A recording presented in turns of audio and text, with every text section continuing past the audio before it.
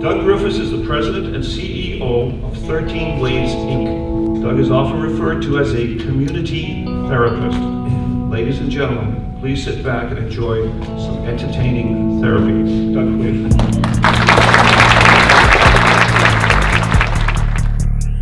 Every single one of us does things that undermine our long-term plans, because for some reason we often trade away what we want most for what we want now.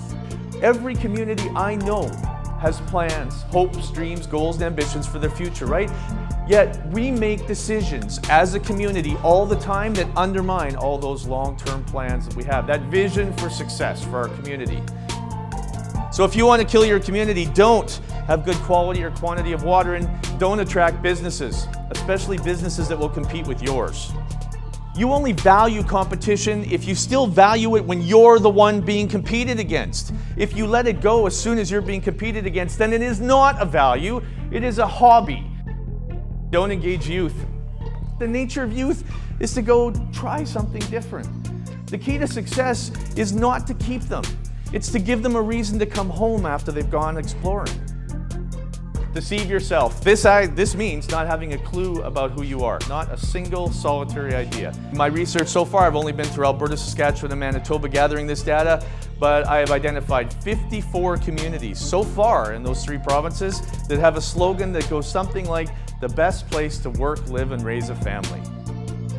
Shop elsewhere. There's an actual economic principle, that says shop locally, which is why every Chamber of Commerce in the free world says shop locally. But it says if you spend $1 in a community, then you'll get it, and then you'll spend it, and then you'll get it, and then you'll spend it, and 7 other people on average spend the $1 in the community. So if you shop locally, 7 people get to benefit from that. Don't paint, don't cooperate, live in the past. We are attracted to aesthetically pleasing things. That's why book covers matter. That's why every cover matters. And most of you, I'm sure, have experienced what they call synergy, where 3 people, get together and do work, and they wind up doing the work of 5 people because it's just so amazing the way things happen. Cooperation's a powerful force. It doesn't matter where I go, somebody always holds on to the past, and it's dangerous. And people live in the past. There are 5 acronyms that describe them, okay? The first are NIMBYs, not in my backyard. And then there's bananas. Build absolutely nothing anywhere near anything. The third group are nopes, not on planet Earth. I call them nopes because their answer to everything is nope.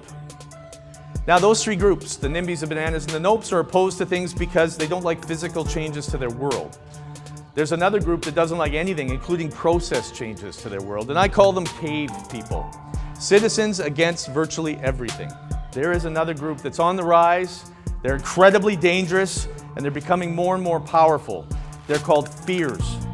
It stands for fire up everyone against reasonable solutions. See, the first 4 groups will tell you why they're opposed. This group makes sure everyone else in the room is also opposed. So it doesn't matter what you do. Let the NIMBYs and the bananas and the nopes and the cave people and the fears focus you on the past and what's wrong and what can't be fixed, and not discussing the future of your community. And not only will your community not have much of a future, in a very short amount of time, it will become part of the past. Shut out your seniors. Yeah. You know what? People get this idea that seniors are this cordial, easygoing group. They're dangerous. Their mindset and their mentality is that you have to build the community yourself. So if you really want to kill your community, make sure they don't even have an appropriate place to live. And then they'll have to take their money and their love of your community with them to some other place like Florida or Phoenix.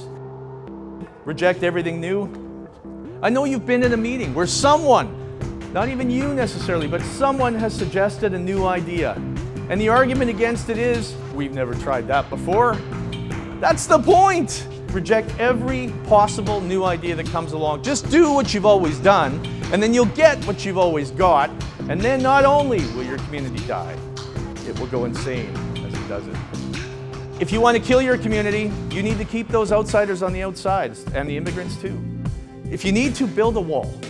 I mean, think about it, compare it to outsiders, right? Outsiders pick the community on purpose for the job, for the recreation, for the environment, for the schools, for something. They move there on purpose. They're investing their lives in your community.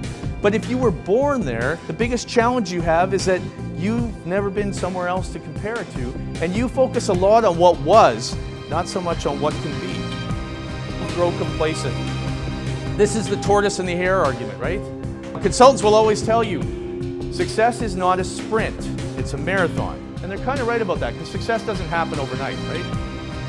In reality, success is not a marathon either. It is a baton race, which means that you carry it for your leg of the race as fast and hard as you can. But you have someone trained up to take over from you when it's over. And they are up to speed and ready to go when you hand them the baton. And finally, don't take responsibility.